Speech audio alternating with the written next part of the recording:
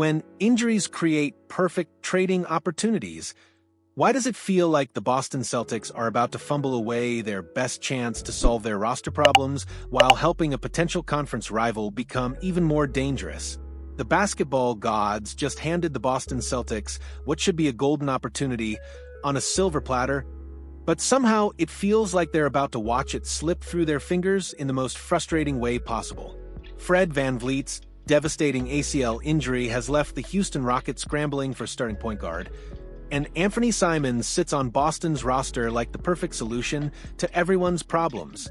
Yet somehow, the more you examine this potential trade scenario, the more it becomes clear that what looks like destiny might actually be a cruel mirage.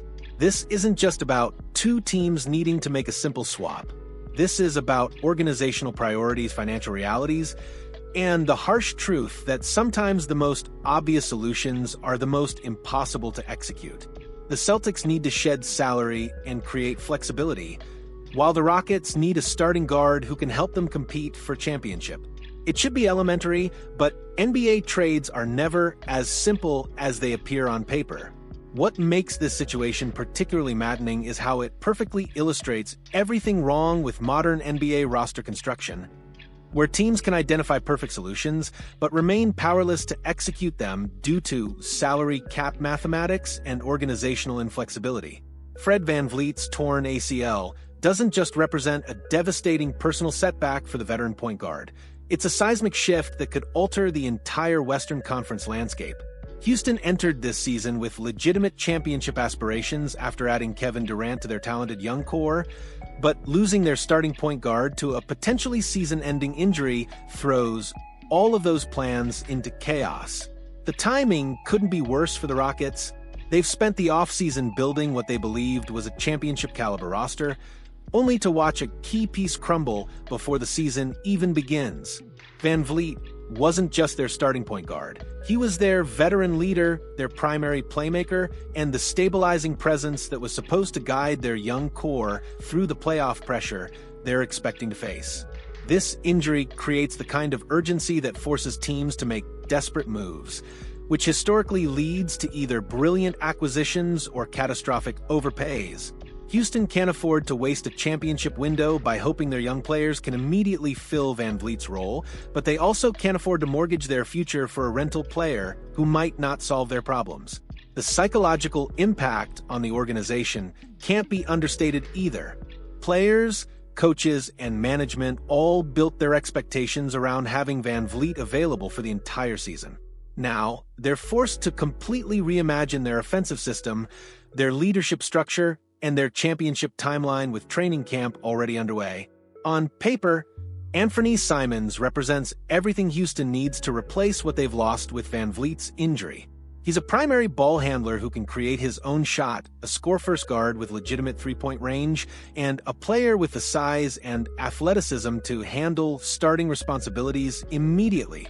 Simons brings several advantages over the injured VanVleet that could actually improve Houston's offensive capabilities.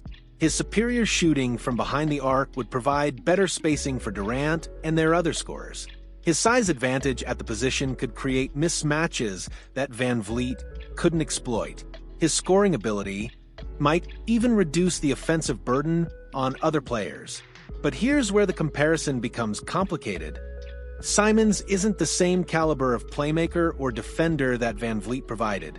He's more of a shooting guard playing point guard than a true floor general, which could create chemistry issues with Houston's existing offensive system. His defensive limitations could be exposed in playoff situations where VanVleet's experience and tenacity would have been crucial. The age factor also creates interesting dynamics. At 26, Simons fits better with Houston's long-term timeline than the 34-year-old VanVleet, potentially providing a solution that extends beyond just this season. However, his lack of playoff experience could be problematic for a team with immediate championship aspirations.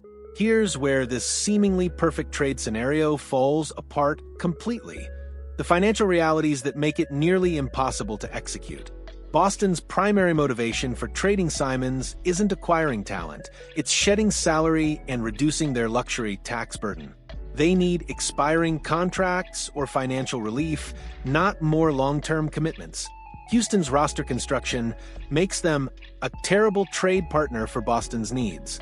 The Rockets lack the expiring contracts necessary to complete a deal that would provide the Celtics with the financial flexibility they're seeking. Their players are either too valuable to trade or locked into long-term deals that don't help Boston's salary cap situation. This creates a frustrating scenario where both teams have complementary needs that should make a trade inevitable, yet the financial mechanics make it practically impossible. It's like having the perfect key for a lock, only to discover the door is welded shut. The Celtics need to lower their tax bill more than they need additional talent, while the Rockets need talent more than they need financial flexibility. Under normal circumstances, this would create the foundation for a mutually beneficial trade. But NBA salary cap rules turn simple solutions into complex mathematical puzzles. Houston's situation becomes even more complicated when you consider their internal options for replacing VanVleet. Reed Sheppard and Amen Thompson are both promising young players who could potentially step into larger roles, and Michael Scotto's reporting suggests the organization expects them to receive more opportunities at point guard. This creates a fascinating organizational decision point. Do the Rockets trust their young players to fill VanVleet's role immediately, or do they make an aggressive move to acquire proven talent like Simons? The answer could define their entire season and potentially their championship window. Betting on young players offers long-term benefits, but comes with significant short-term risks. Sheppard and Thompson might develop into better players than Simons eventually, but eventually doesn't help when Kevin Durant is 36 years old and your championship window is limited. The pressure to develop young talent often conflicts with the urgency to win immediately, creating organizational tension that can derail seasons if not managed properly. Houston must decide whether they're prioritizing development or championship contention, and that decision will determine their trade strategy. What makes this situation particularly frustrating is how it perfectly illustrates the cruel irony of NBA roster construction. Injuries create opportunities, but salary cap constraints prevent teams from capitalizing on them. Perfect fits exist, but financial mathematics make them impossible to achieve.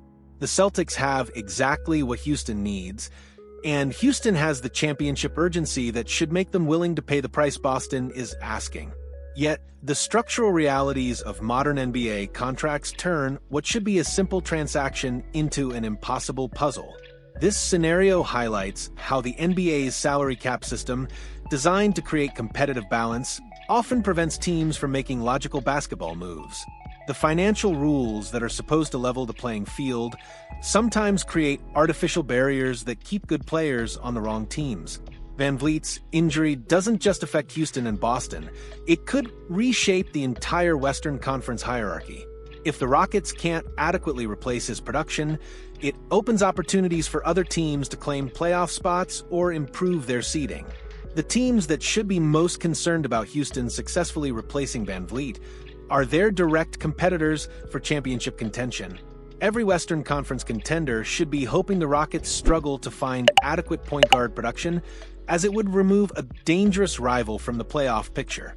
Conversely, if Houston somehow manages to acquire Simons or another quality point guard, they could actually emerge stronger than before VanVleet's injury. Sometimes roster disruptions force teams to make improvements they wouldn't have considered otherwise.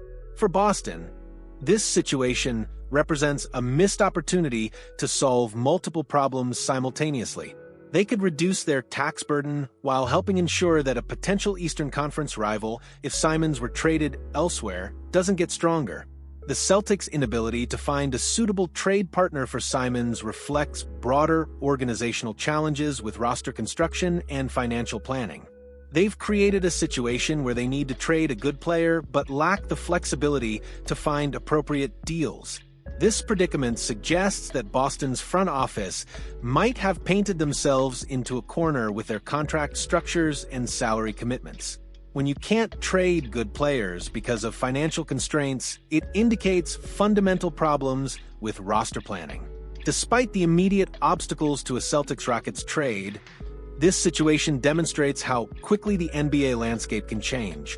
VanVleet was healthy and preparing for the season just days before suffering this devastating injury, completely altering two franchises' immediate plans. Other teams should be paying attention to this scenario because similar opportunities could emerge at any moment. Injuries, personal issues, or organizational changes can create sudden trade possibilities that didn't exist previously. The teams that position themselves to capitalize on these unexpected opportunities are often the ones that make surprise playoff runs or exceed expectations.